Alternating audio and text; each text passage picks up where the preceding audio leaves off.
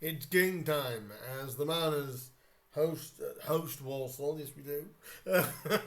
At the weekend, this game could be a little bit of a, shall we say, a bit of a firecracker. This one, obviously, the Mariners are in a different place to what we were when we last played Walsall. Walsall have definitely started their season better than I think a lot of people maybe expected.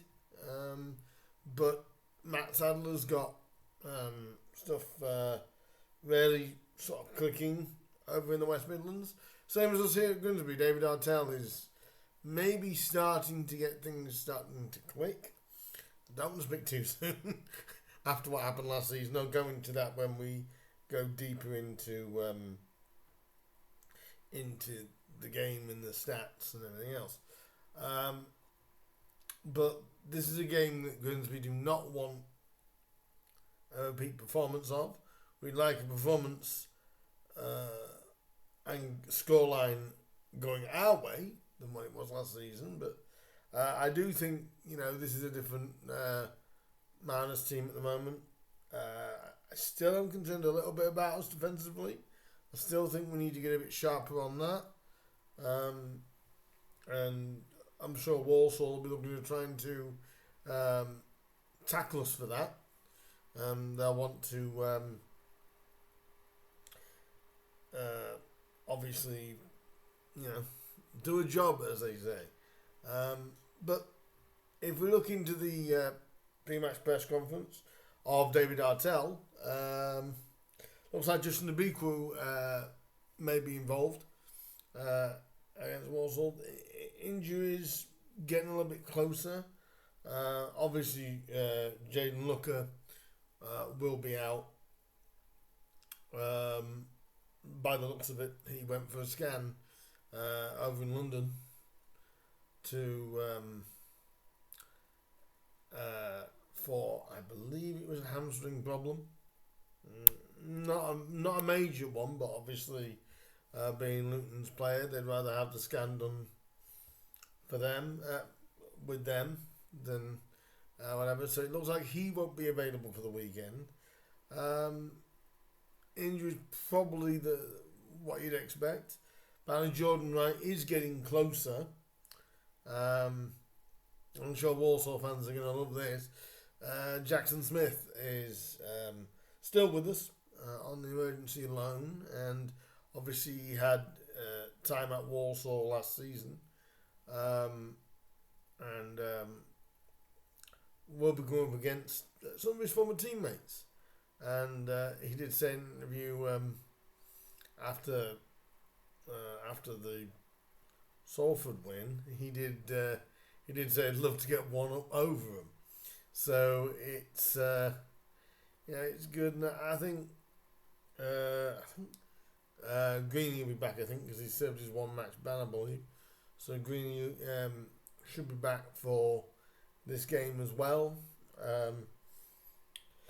I wonder if a big will get a start alongside Rose. We'll have to wait and see. Obviously, Denver Hume, I think he will definitely play. If he can get his delivery right, as we know, it's going to be good. And just sort out, the midfield. Evan Curry again, like I say, he's having a cracking season. I think at the minute he's almost guaranteed to be on the team sheet. Things are looking good for Grimsby overall, but like I said, we just need to tighten up at the back. Now we'll go into a bit of stats about the upcoming game between the Saddlers and the Mariners. And I use Soccer Punter for this. This is where my stats and that come from, soccerpunter.com, and we'll start with the recent form of both sides. The Mariners have won 4 out of their last 5 games in the league, losing 2 of their last 5 in general, that including a EFL trophy, Bristol Motors Trophy game against Lincoln is the other one, whereas Walsall have gone 3 wins, a draw, and a loss. In League 2, 2 defeats, 2 wins, and a draw in their last 5 altogether. If we look at the overall record between the two sides of recent times, in the last 10 times they've played each other, the Mariners have won 3 times. Walsall have won 4. The actual goal scoring ratio is 13 goals to 20 in Walsall's favour. And a lot of that was taken up from last year. If you're looking at that in stats perspective, Grimsby have won 30% of the games. Walsall have won 40% of the games. And 10% or so of the games, or 20% of the games, would have been a draw in the process. The goal scored ratio is 1.3 for Grimsby at 2 goals scored overall in those 10 games. Speaking of recent times, I'll take you through the last 4. The last time Grimsby got a win over Walsall came in 2022. It was a 2-1 win at the Bescott Stadium. Harry Clifton scored the winner that day. The now Doncaster midfielder the winner that day, and a 1-1 draw in March of 2023 at Blundell Park. And at the start of last season, Grimsby got a 1-1 draw at the Bescott. And do we have to talk about this? Do I have to mention this again? It's the last time I think I'll mention this. It was an absolute, well, I'm just going to say it, that was a shit show. Between Grimsby lost 6-1 on the on New Year's Day. What a way to start 2024. And we played so well that first half and ended up being 2-1 down at half time, and then it just got worse and just got worse and just got worse and just got worse, and it was like Walsall fans were gloating at the time after that win, but hopefully things will turn around. Hopefully this time around. If you do want a flutter on that, Grimsby Town are 21-10. The draw is 5-2 at certain places, and you can get Walsall their favourites at 6-5. Obviously, who can blame them at the moment? Both teams have had a 3-game winning run this season. So longest one without a win is 2 for Walsall and 2 for Grimsby. The stats are pretty much even. You know, our biggest win this season was a 3-2 win, and our biggest defeat was the Notts County 4-1 win. 4-1 defeat, not 4-1 win. I wish it was, but against Notts County, of course. Walsall's biggest victory was a 4-0 win away, and their biggest victory, their biggest defeat was a 4-0 win. The biggest win was 4-0 win, and their biggest defeat came just a couple of weeks ago, really, in midweek, as we were winning at Gillingham. They were losing 6-2 at home to Fleetwood, and we haven't missed a penalty yet, but Walsall have missed 1.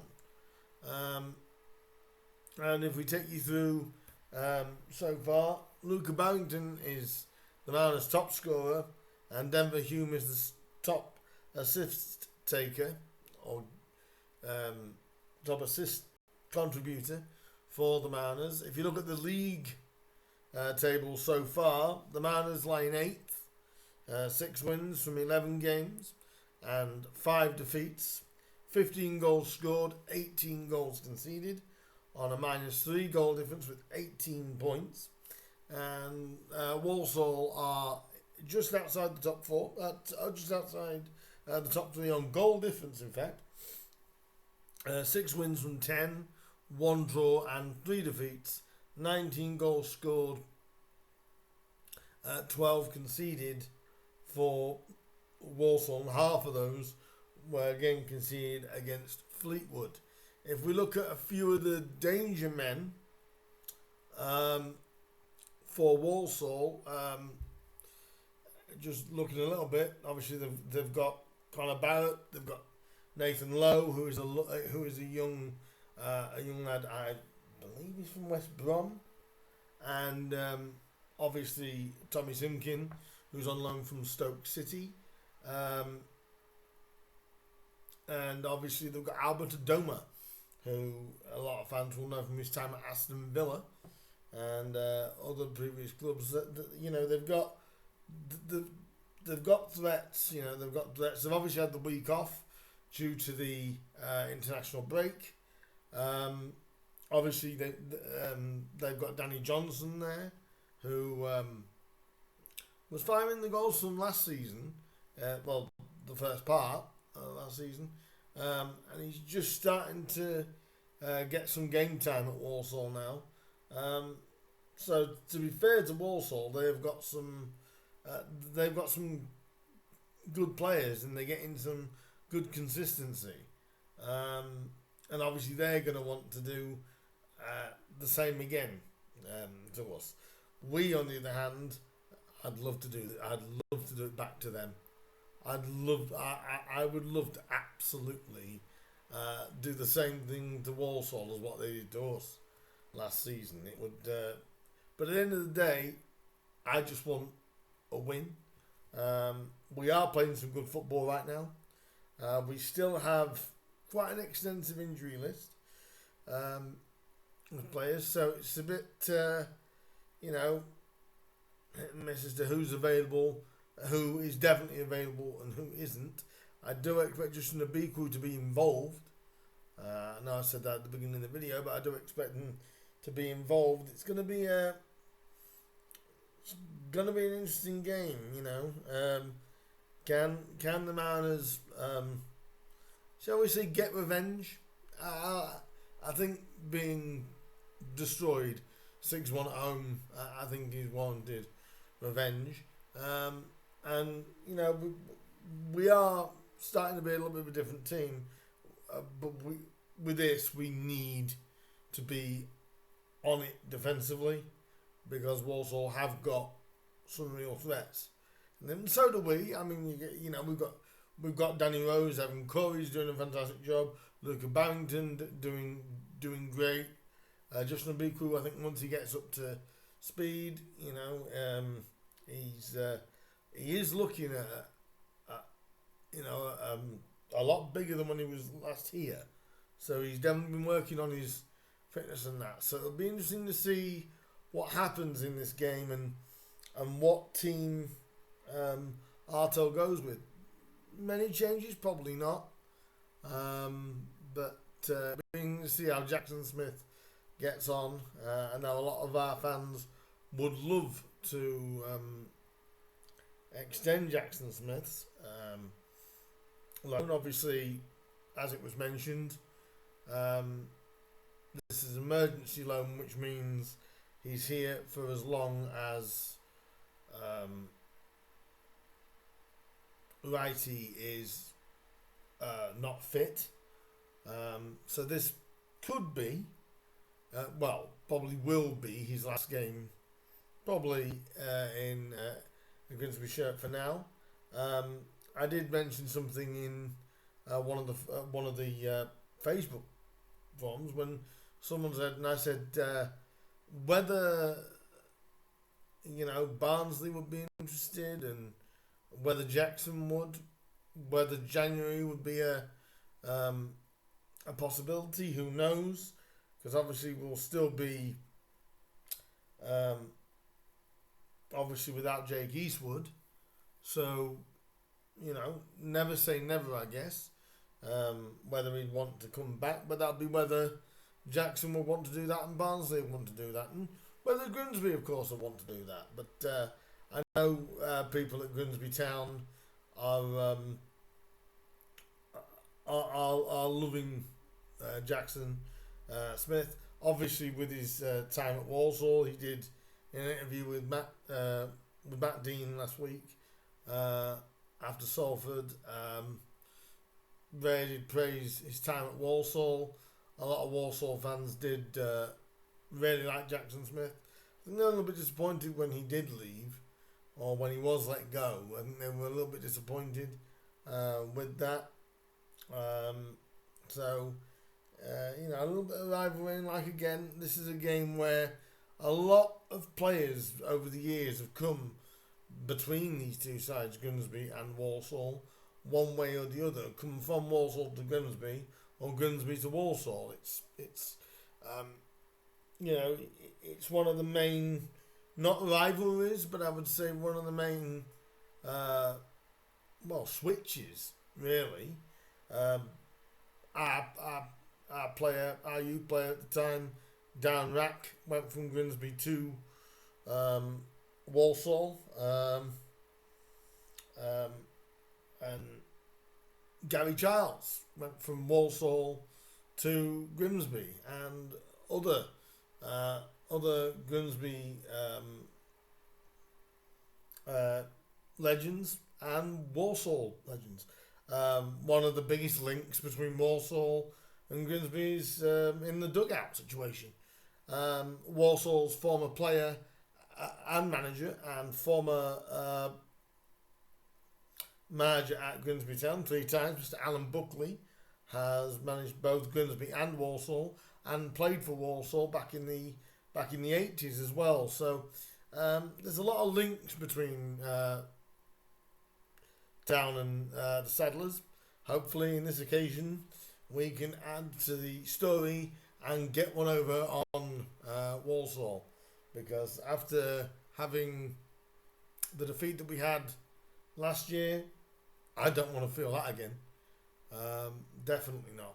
But I think hopefully, the lads are going to be up for this. I'm hearing from Jackson last week, I think he most definitely is and will be. And, Luca Barrington is going to be a real danger player for us, and Denver Hume. So we've got our own threats. It's going to be an impressive game between these two sides. Now, what do I go for when it comes to a result here? Do I go with my head or do I go with my heart? My head says 8-0 Grimsby, to be honest. No, so that's my heart that says 8-0 Grimsby, to be honest. But like I said, I'd love to get revenge like we did last year. Well, like Walsall did to us last year. Again, it's one of these difficult games, isn't it? They've both got good attacks. It's either going to be an absolute goal fest, or there isn't going to be many goals in this. What I will say is I think the first goal in this, is the first goal, in the game key. I do think in a way it is, because I think Grimsby is stronger when we score first.